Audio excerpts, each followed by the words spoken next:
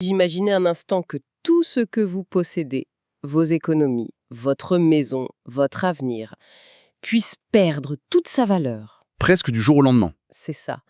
Et selon le document qu'on analyse aujourd'hui, ce n'est pas de la science-fiction. Non, c'est présenté comme une possibilité logique. Imminente même. Une possibilité dont, d'après la source, la plupart des gens n'auraient absolument pas conscience. Exactement. Pas par bêtise, mais parce que le système serait conçu pour masquer sa propre fragilité. C'est tout à fait l'angle. Aujourd'hui, on va plonger dans un texte qui est un véritable avertissement. Une alerte sur une potentielle dislocation de l'économie mondiale. Et l'auteur affirme que ce sujet est volontairement gardé hors du débat public. Notre mission, c'est de décortiquer cette argumentation, de comprendre la logique. Comment on passe du troc à une catastrophe annoncée? On va suivre le fil vraiment étape par étape. Bon, alors allons-y. Allez, on entre dans le vif du sujet. Le point de départ du document est assez puissant.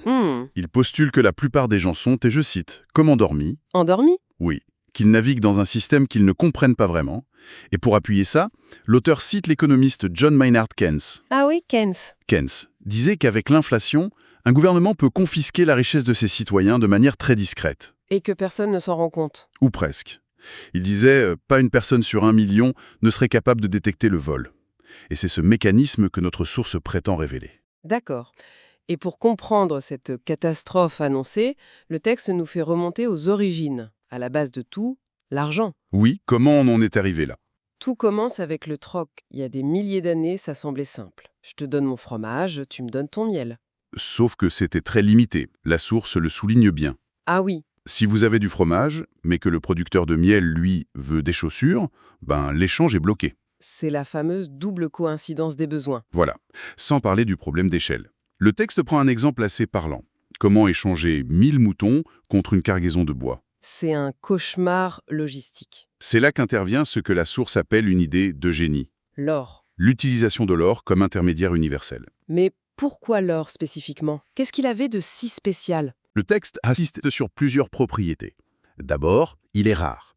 Sa quantité sur Terre est finie. D'accord. Il est quasiment impossible à falsifier. Et surtout, on ne peut pas le créer artificiellement. Les alchimistes ont essayé, non? Ils ont tous échoué. La source va même jusqu'à rappeler que l'or se forme lors de l'explosion de supernova. Ça lui donne une valeur presque cosmique? C'est ça, hors de portée de la manipulation humaine. C'est la naissance de ce que l'auteur appelle la monnaie de valeur. C'est-à-dire? Un objet qui facilite les échanges, bien sûr, mais qui permet surtout de stocker de la valeur dans le temps. Ah, voilà un point crucial. Le travail que vous faites aujourd'hui, si vous le convertissez en or, il aura toujours de la valeur dans 20 ans. C'était une véritable révolution. Et l'étape suivante, logiquement, c'était de sécuriser cet or. Et c'est là que les premières banques entrent en jeu, si on suit le raisonnement. Comment ça fonctionnait? Le concept était simple. Vous déposiez votre or dans un coffre sécurisé et en échange, la banque vous donnait un certificat papier. Une sorte de reçu. Exactement, une reconnaissance de dette. Ce papier disait en substance, le porteur de ce billet est propriétaire de tant de grammes d'or. Et les gens ont commencé à s'échanger ces papiers directement. Oui, c'était bien plus pratique. Mais, et c'est le point clé de cette partie, Oui. chaque billet en circulation correspondait à une quantité d'or bien réelle, bien tangible. À ce stade, le système semble sain. La confiance repose sur le fait qu'on peut à tout moment échanger le papier contre de l'or physique. Tout à fait, mais l'histoire s'accélère. Et le texte nous amène à un moment charnière, 1994, les accords de Bretton Woods. Oui, après le chaos de la Seconde Guerre mondiale, il fallait un nouvel ordre économique. Stable. On se réunit donc à Bretton Woods, aux États-Unis. Et on décide que le dollar américain sera la monnaie de réserve mondiale, la référence pour tous. Mais il y avait une condition, une garantie fondamentale sur laquelle tout reposait, et que la source met vraiment en évidence. Une condition absolument cruciale. Laquelle? Le dollar américain, lui, restait convertible en or, à un taux fixe, 35 $ l'once. C'était la clé de voûte du système. C'est ça. Les autres monnaies étaient arrimées au dollar, et le dollar, lui, était arrimé à l'or.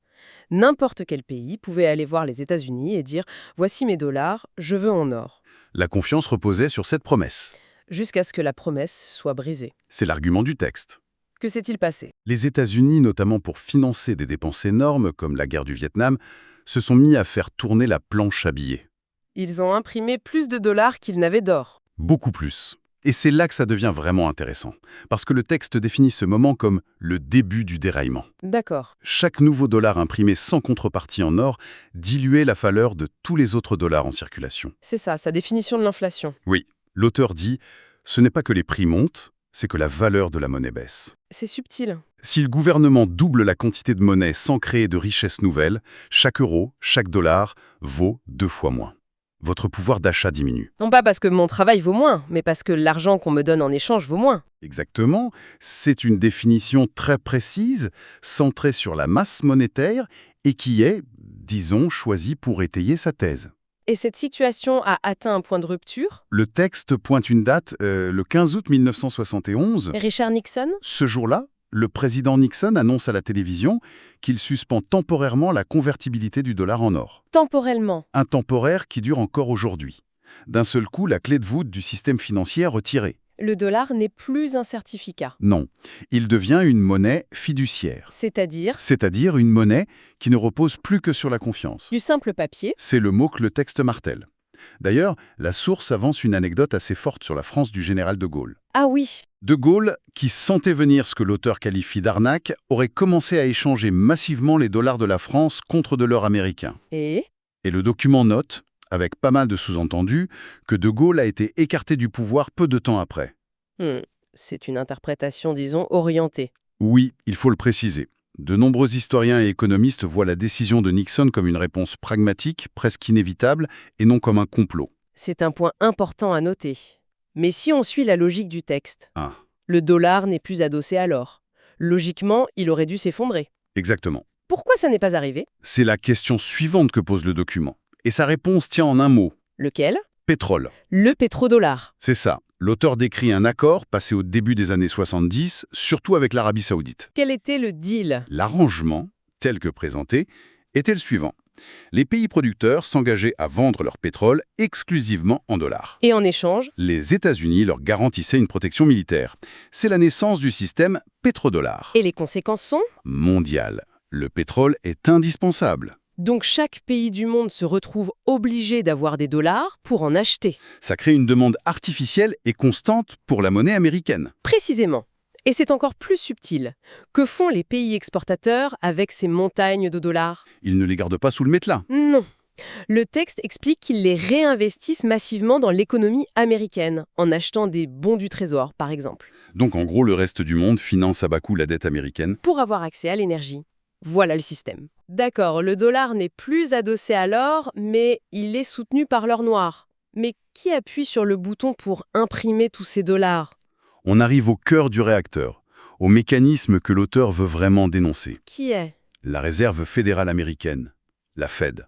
Et c'est là que le texte avance son affirmation la plus radicale. Oui, il soutient que, contrairement à ce que son nom suggère, la Réserve fédérale n'est pas une agence du gouvernement. Mais alors, c'est quoi? C'est une banque privée, un cartel de banques privées. Le mécanisme décrit est assez choquant. Le voici. Cette entité privée a le monopole légal de la création monétaire. Elle crée des dollars à partir de rien, sur un simple jeu d'écriture. D'accord. Ensuite, elle prête cet argent au gouvernement américain. Mais elle le prête avec intérêt. Attendez. Elle crée de l'argent de nulle part et le prête au gouvernement en demandant des intérêts intégrés. C'est ce que le texte affirme. Équiper les intérêts de cette dette. Les contribuables, le peuple, via ses impôts. Voilà. Le texte qualifie ça de servitude moderne légalisée. L'idée, c'est que la population travaille en partie pour rembourser à une entité privée les intérêts d'une dette créée à partir de rien. C'est une vision extrêmement critique. Très radical. Il faut quand même nuancer. C'est important, oui. La description conventionnelle de la Fed est celle d'un système hybride, quasi public. Son conseil est nommé par le président et ses bénéfices sont en grande partie reversés au Trésor. Ce que le texte choisit d'ignorer pour construire son argumentaire. Exactement. Il se concentre uniquement sur la structure privée. Donc, si on suit cette logique jusqu'au bout, un système basé sur une dette infinie, avec une monnaie sans valeur intrinsèque, Ça ne peut pas bien se terminer. C'est la conclusion inévitable à laquelle le texte veut nous amener. l'argument, c'est que c'est mathématiquement insoutenable. Oui, une dette qui croît exponentiellement doit forcément atteindre un point de rupture. Pour la source, c'est une certitude. La seule inconnue, c'est quand et comment. Un défaut de paiement, une hyperinflation. une hyperinflation qui anéantit la valeur de la monnaie ou une déflation brutale qui paralyse tout, l'un ou l'autre. Le texte affirme que c'est mathématiquement insoutenable. C'est incroyablement fort comme affirmation. Est-ce qu'il donne des calculs, des modèles? C'est une excellente question. Non, il ne rentre pas dans des modélisations complexes. Il le présente plus comme une évidence logique. Un principe de base, c'est ça. Une exponentielle ne peut pas continuer à l'infini dans un monde fini. C'est sur cette idée qu'il s'appuie. Et dans ce scénario, les conséquences pour l'individu sont Dévastatrice. absolument. L'avertissement est très direct. Si le dollar, la pierre angulaire, s'effondre, Toutes les autres monnaies s'effondrent avec. c'est ça. Et le texte utilise des exemples très visuels pour montrer l'impuissance des protections classiques. Oui, j'ai trouvé ça très frappant. L'exemple sur les économies. J'ai 3 millions. 3 millions de quoi? De papier sans valeur. Rien. C'est cinglant. Et pour l'immobilier, c'est le même raisonnement. Vous aurez toujours votre maison, certes. Mais dans un marché où personne n'a d'argent et où le crédit n'existe plus, qui l'achètera? Sa valeur marchande s'effondre. La conclusion est sans appel. Et je cite, Tout le monde souffrira, sans exception. l'idée c'est qu'il n'y a nulle part où se cacher dans un effondrement monétaire systémique. Voilà. C'est un tableau apocalyptique. Mais Oui. pour jouer un instant l'avocat du diable, Oui. les défenseurs du système actuel diraient que c'est justement la flexibilité de cette monnaie papier qui a permis d'éviter des effondrements, comme en 2008, non? C'est le contre-argument principal qui n'est évidemment pas dans la source. Qu'est-ce qui dit ce contre-argument? Il dit que la capacité à injecter des liquidités, à ajuster la politique monétaire, est un outil indispensable pour amortir les chocs. Qu'avec un étalon or rigide, la récession de 2008 se serait transformée en dépression. Exactement. De ce point de vue, la décision de Nixon en 1971 n'était pas une trahison, mais une libération. Permettant au gouvernement de combattre activement les crises. C'est ça. Le texte que nous analysons voit cet outil non pas comme un stabilisateur. Mais comme la cause même de l'instabilité à venir. On a là deux visions du monde totalement opposées. C'est fascinant. Ce qui est fascinant, c'est de voir comment le texte tisse une narration très cohérente. Il relie des points de l'histoire. L'or, Bretton Woods, Nixon, le pétrodollar. Pour construire un récit logique qui mène inéluctablement à un effondrement. C'est ça.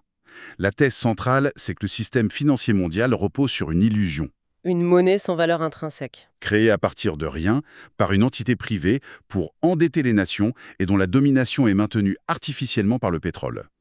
Pour l'auteur, une telle construction ne peut être que temporaire.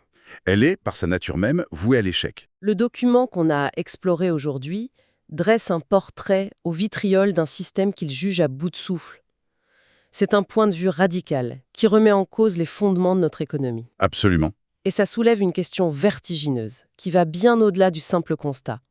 Et si un tel effondrement devait se produire? Et s'il fallait repartir de zéro? Sur quels principes fondamentaux, de valeur, de confiance et d'équité, une nouvelle économie mondiale pourrait-elle ou même devrait-elle se construire?